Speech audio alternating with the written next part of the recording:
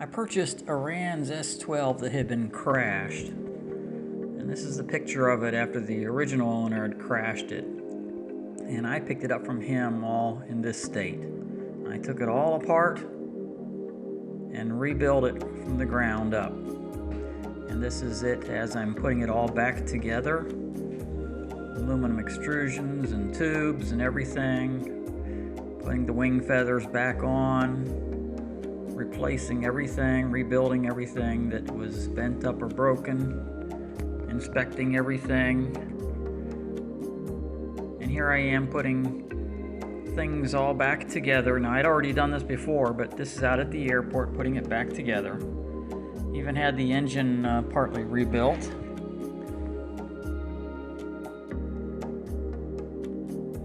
My father is videotaping this.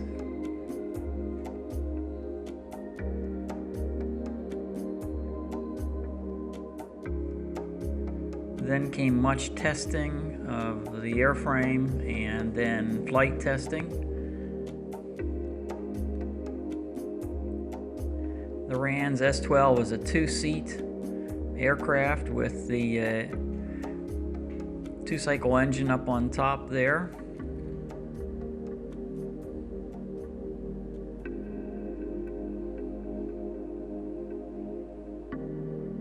Now comes time to start doing the first flight and flight testing.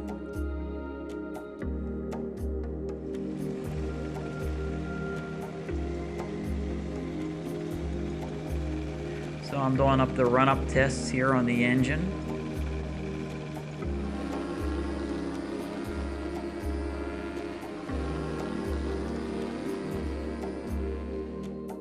Then we went on to the first flights.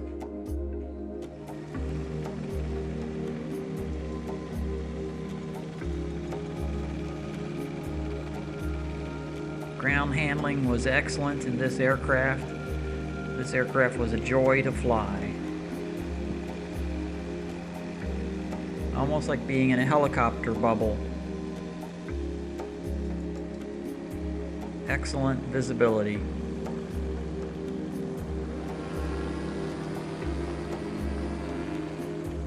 Time to do some high-speed taxi testing. Start doing some little hops here and there.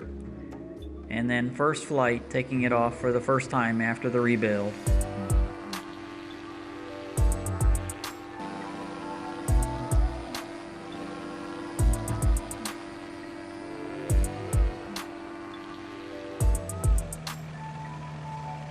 It all performed just fine. This aircraft had excellent flying qualities. Joy to fly.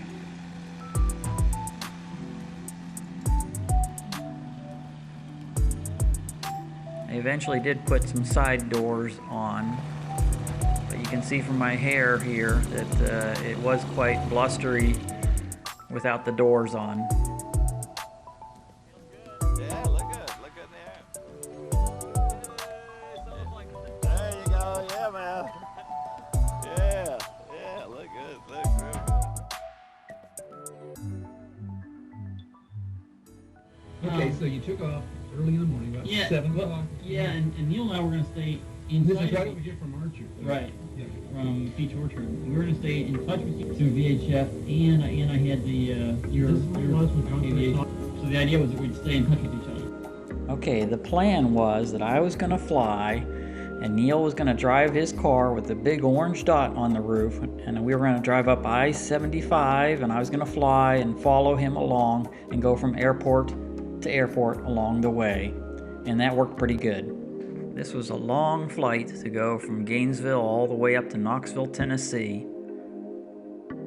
And he had the big yellow Orange an dot? X or a dot, big yellow dot on top of his car. Yes, that is a big fluorescent orange dot on the top of my brother's car, so we could easily see him from the air down to the ground.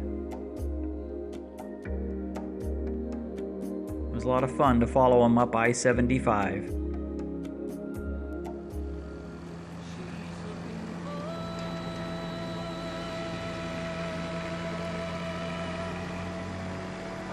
Left early that morning.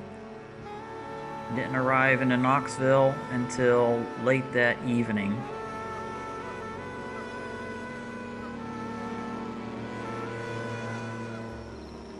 Godspeed, John Berger.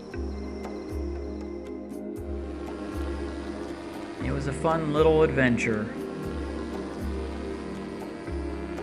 Stopping multiple times along the way so my brother could meet me at a little airport next to I-75 and give me some gas and check on me, and then we'd go a couple hundred miles to the next stop.